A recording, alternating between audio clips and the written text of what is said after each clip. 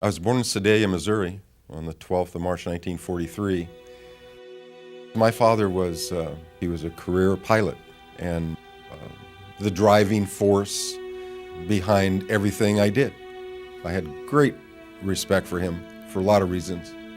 And I always wanted to be a pilot in the Air Force. I never wanted to be anything else. That's why why do you go to college? I didn't want to work for a living. So I went to college to be an ROTC and be a pilot, and I did. I became a pilot in the Air Force and was for 30 years. James Fleming graduated from Washington State University in 1966 and was commissioned a lieutenant in the Air Force. Halfway through pilot training, the Air Force needed helicopter pilots to go to Vietnam. Fleming's desire was to fly in combat, so he volunteered. By 1968, he was living in the jungle of Vietnam and flying Special Forces units deep into enemy territory for reconnaissance patrols. Before you took off, you would brief, you would go over, and you would shake hands and hug the team members and the crew members. Not a lot of talking going on. And what's going on here is what you see in football when men stand around and hold hands, these big guys hold hands. There's a bonding going on there. In fact, the hair stands on my neck when I think about it. There's a bonding going on there. No talking, but what you're doing is you're saying, I'm going to take you and I'm going to put you out in the middle of hell. If you have to come home, I'll bring you home. I'm telling him that. That's my duty, it's my honor. That's what I do. I will do that for you. That's what I'm gonna do. And he is taken into his heart, I'm gonna go out there and do my job because you know what? I know if I get in trouble, Jim's gonna come and get me. Real hot area we were going into, all up and down the Cambodian border.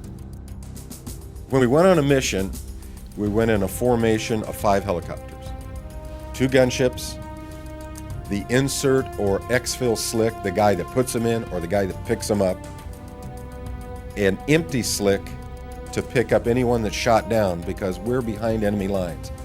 No one's coming after us. No air support, no artillery support, no ground support. We're on our own. And of course, we had a forward air controller, either an O1 or an O2 that would lead us in.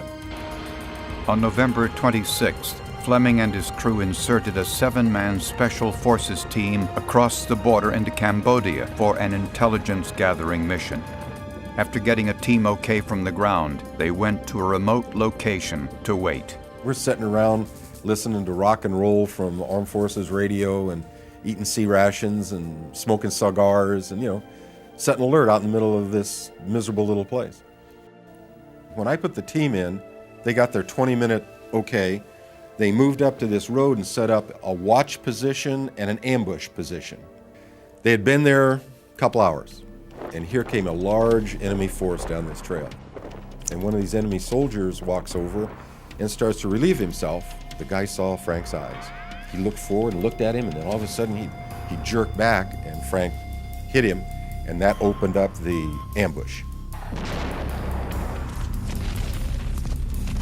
All 7 of these guys that were there opened up an ambush and knocked down who was ever in front of them, and then started leapfrogging back to get out of the area. And as soon as they did that, the radio operator with them keyed the mic and said, Tango 5-1, contact, need extraction. As soon as that happens, we get it, we're on our way.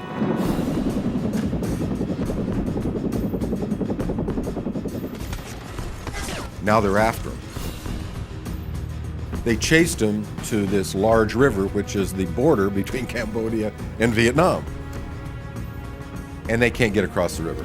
So they're now, with their backs to the river, set up a defensive position, put claymore mines out that they had with them, and they're fighting off these people that are starting to come in on. The FAC has identified where he thinks they are, because they're moving. He's got a general idea where they are. He knows they're on the river, but exactly where he can't really tell. And of course, the first guys that get there are the gunships. What do gunships like to do more than they like to do anything else? Rock and roll. Full automatic.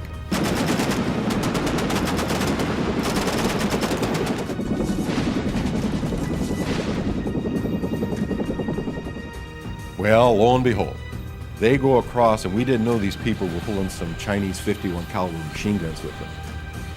They hit the first gunship. He starts trailing blue smoke, and he yells, I'm hit, I'm going down. He turns back, goes across the river and crash lands. The empty slick spirals down. They get in that helicopter, and they go home. They can't help anybody. They got it, so they're going home. The third medic helicopter has engine trouble and goes home. The second gunship, Leonard Gonzalez, who gets the Air Force Cross this day, goes across the team and takes battle damage and starts trailing blue smoke. So while this is going on, the forward air controller is talking to me, and he's saying, what are we going to do? I said, well, I'll tell you what. These guys down there have seen one helicopter crash, one of them leave trailing smoke, other helicopters leaving. I'm the only one here. Get me low, way out, throw me in there. I bet you I can sneak in there and get them. So I hit that riverbank, and my right door gunner starts shooting. And we're starting to take damage, starting to take rounds. And all of a sudden, the radio operator says, get out, they got us, get out. I hear that, we're taking damage, so I put the nose down, go down the river, leave the area, and as I leave the area, I pop up, go over, and I look over. There are people everywhere. The enemy is now focused in where they are. So the enemy's starting to go in. At that time, they blew their claymore mines, and knocked them back. So I see the claymores go off and the dust come up, and I tell the FAC, bring me in one more time. I know where they are now, bring me in one more time. As I say that, Leonard Gonzalez says, you going back in? He said, I'm gonna try it one more time. He says, I'll tell you what, he says, follow me. He says, I'll go over it. I'll go over them one more time. I'll give them everything I got, and I gotta go home. He goes over them, over the smoke, and he rock and roll. This is urban legend, but in my urban legend, the other crew members are shooting their pistols out the window, you know? So they give him everything they got, and he says, see you at home, Jim, and he takes off. So I hit the riverbank again, and we're doing the same operation. And Fred Cook yells, go right. They have to be right, because that's where the bullets are coming from. And as we get further down, we're starting to take some pretty good damage, and Fred is shooting and yelling and go right, stop. I got them. They had made it down to the riverbank, and they were half in the water, half of them in the reeds, the sort of underbrush, and the blades had blown those reeds, and we found them. And Fred Cook, God bless him, I hear him go, hold your hover. I got one, and what he's doing is he's leaning down and grabbing these guys and jerking them in. And I'm looking around, and I see people darting up and, just sort of jumping up and down, and shooting, and he's shooting, and there are 7 of them out there. We only got 6. And as I look over, Randy Harrison jumps up. He was the last man, and he waited till everybody was aboard. He gave him a last burst of his automatic weapon, threw it down, and took off to the helicopter and jumped in the water, sort of a flying jump in the water, trying to hit the helicopter, missed, and took about 1 stroke in the water and got his arm over the skid. And Fred Cook reaches down and grabs him by the rucksack and yells, let's go. And we drug him through the water, and off we went, and went back, and the rest is history. I was injured in January 1969 and medevac to Japan. And I spent from January, February, March in the hospital in Tachikawa Hospital in Japan. And when I got back to Vietnam, one of our helicopters showed up, picked me up, was going to take me back to the unit. So I get on the helicopter, and of course, you know how guys are. How was it, Jim? Did you have a good time? Oh, yeah, I had a good time. You know, that sort of stuff. And the guy flying was George Livingston. He said, well, Jim, you're going home. I said, yeah, I got another 3 or 4 months of this left. And he said, no. He says, you're going home tomorrow. I said, I'm going home tomorrow. Why? He says, the president's nominated you for the Medal of Honor. It was by Richard Nixon in the White House in May of 1970. They flew us in, my family and I, and my mother and father were flown in, and my father had his uniform on. I doubt if I'd seen him in a uniform in the entire time I ever lived at home. He always wore a flight suit. He was a crew dog. He flew airplanes. That's what he did.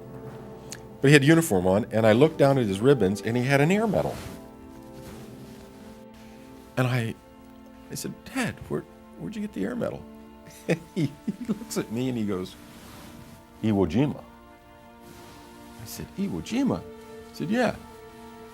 I said, what'd you do at Iwo Jima? He said, I was the pilot of the C-47, one of them, that went down that beach dropping gun barrels and blood plasma to the Marines. And then the band had a band, does the Hail to the Chief. And it was like the waters had parted in walked President Nixon. It was just great. He says, I tell you, he says, I'm just so proud to be an American today, and so proud to be able to bestow on these Americans the highest honor I can possibly bestow on them. Today's not my day, it's your day.